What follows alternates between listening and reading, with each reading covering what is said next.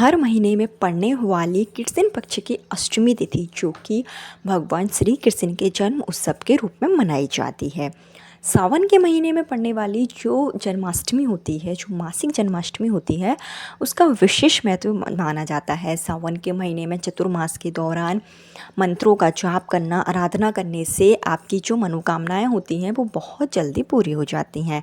जिस तरीके से सावन का महीना भोलेनाथ की पूजन अर्चन के लिए माना जाता है, सावन के महीने का संबंध श्री कृष्ण की पूजा पाठ और मंत्रों के जाप से भी है।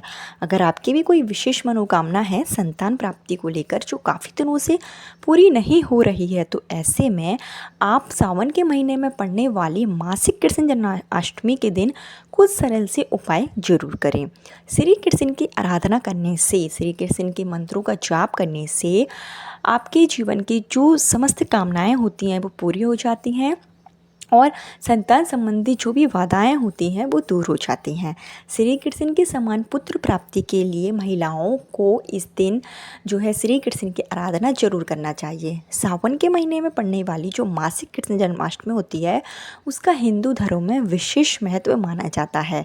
सावन के महीने की शुरुआत 11 जुलाई से हो चुकी है और आपको बता दें कि इस महीने की जो कृष्ण पक्ष की अष्टमी है, जिसको काला अष्टमी के नाम से भी जाना जाता है, वो इस बार 17 जुलाई को पड़ेगी। 17 जुलाई को मासिक कृष्ण जन्माष्टमी की शुरुआत शाम के समय 7:08 पर होगी और इस तिथि की समाप्ति 18 तारीख को शाम के समय 5:01 पर होगी।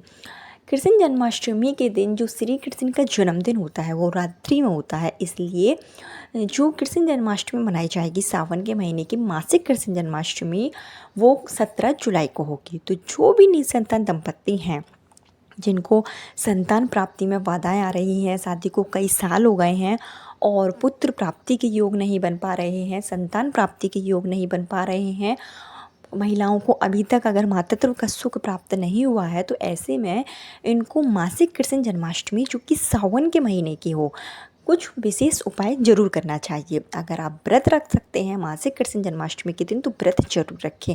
व्रत रखने से आपको शुभ फल की प्राप्ति होती है और अगर आप व्रत नहीं रख पा रहे हैं तो आप सिर्फ उपाय ही कर सकते हैं। पति पत्नी मिलकर करते हैं तो काफ़ी शुभ माना जाता है, लेकिन किसी कारण से नहीं कर सकते हैं पति पत्नी मिलकर, पति बाहर है, तो इस स्थिति में पत्नी या पति में से कोई भी एक व्यक्ति इन उपायों को पूर्ण आस्था के साथ, श्रद्धा के साथ अगर करता है तो उनकी सोनी गोद अति शीघ्र भर जाती है और घर में खुशियों का आगमन होता है।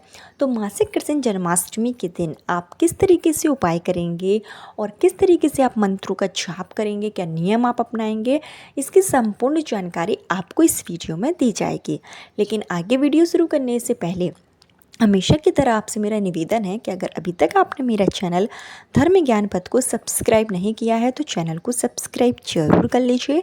वीडियो पसंद आए तो लाइक कीजिए और कमेंट बॉक्स में श्री कृष्ण के 108 नाम में से कोई सा भी प्यारा सा नाम जरूर लिखिए, जिससे कि श्री कृष्ण की तरह आपको भी संतान की प्राप्ति अति शीघ्र हो और पुत्र प्राप्ति की चाह आपकी बहुत जल्दी पूरी हो जाए। देखिए, मासिक कृष्ण जन्माष्टमी के दिन जो भी उपाय करेगा उसको सुबह जल्दी उठे, सुबह जल्दी उठकर स्नान आदि करके साफ सुथरे वस्त्र आप धारण करें।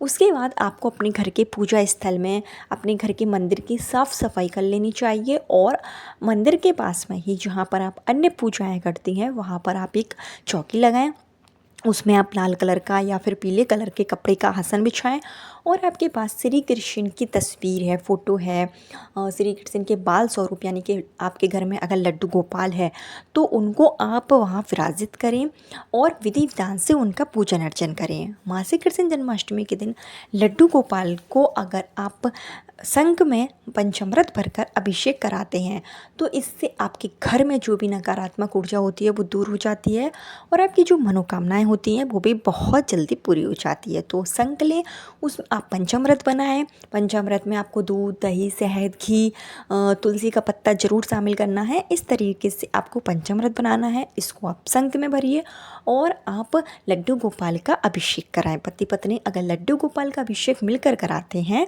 जन्माष्टमी के दिन तो ये काफ़ी शुभ माना जाता है। इससे उनकी भाग्य की रेखाएं प्रबल होती हैं और संतान प्राप्ति के प्रबल योग बनते हैं। लेकिन पत्नी अगर अकेले भी कराती है तब भी उसको फल की प्राप्ति अतिशीघ्र हो जाती है। इसके बाद आप गंगा जल से अभिषेक कराएं, स्वच्छ जल से अभिषेक कराएं और पीला चंदन लगाकर पीले कलर की पोशाक आप लड्डू गोपाल को इस दिन पहनाएं। संतान प्राप्ति, पुत्र प्राप्ति के लिए आपको लड्डू गोपाल को इस दिन खीर का भोग जरूर लगाना है। आप माखन मिश्री का भोग भी लगा सकते हैं, आप लड्डू का भोग भी लगा सकते हैं, लेकिन जो जन्माष्टमी होती है, मासिक जन्माष्टमी, इस दिन आप खीर का भोग लगाएं। खीर का भोग लगाना काफ़ी शुभ माना जाता है। इसके साथ ही संतान प्राप्ति, पुत्र प्राप्ति की कामना के साथ में आपको इस दिन एक नई बाँसुरी लेकर आना है और नई बाँसुरी आपको जो है लड्डू गोपाल को अर्पित करना है।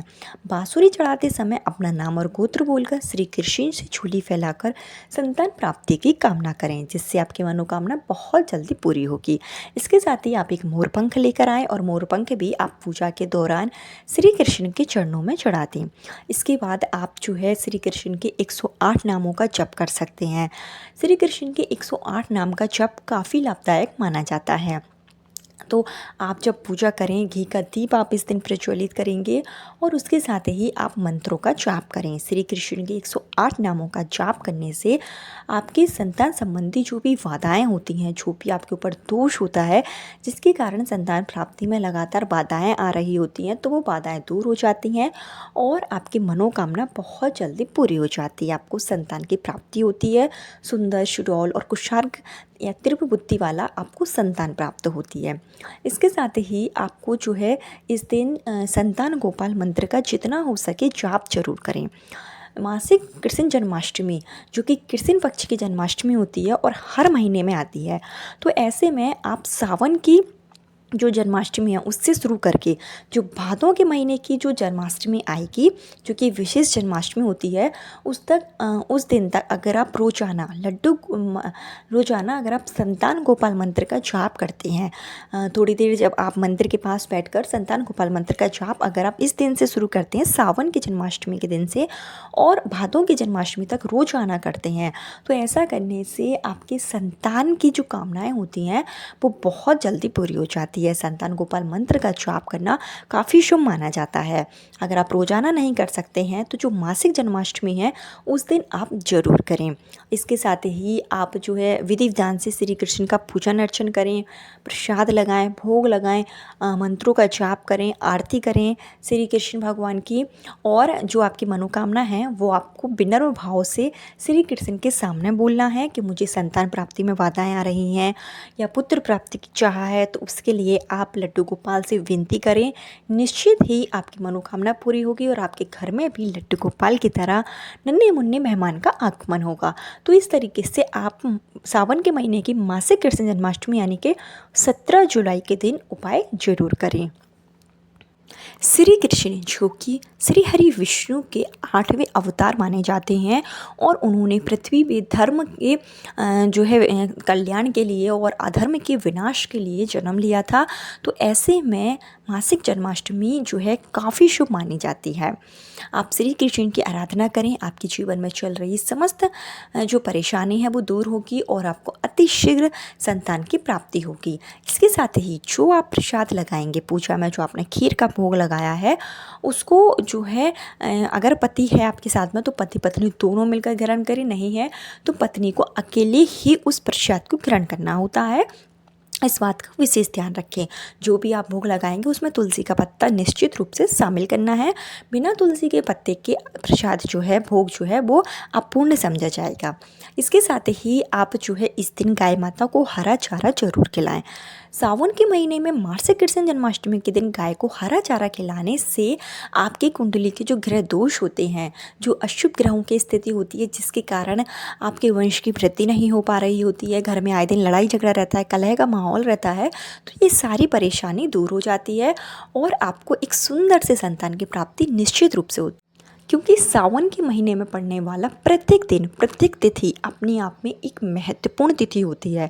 तो ऐसे में सावन के महीने में जिस तरीके से भोलेनाथ की पूजन अर्चन की जाती है, उसी तरीके से श्री कृष्ण के बाल स्वरूप की अगर आप पूजन करते हैं तो आपको संतान संबंधी सभी परेशानी दूर हो जाती है और आपको निश्चित ही संतान की प्राप्ति होती है। तो ये छोटे छोटे उपाय हैं जिसको कि अगर आप 17 जुलाई सावन के महीने के मासिक कृष्ण जन्माष्टमी के दिन करेंगे तो आपकी सोनी गोद अति शीघ्र भरेगी, घर में खुशियों का आगमन बहुत जल्दी होगा। कल फिर मिलते हूँ नए वीडियो नए उपाय के साथ। जब तक के लिए जय श्री कृष्ण।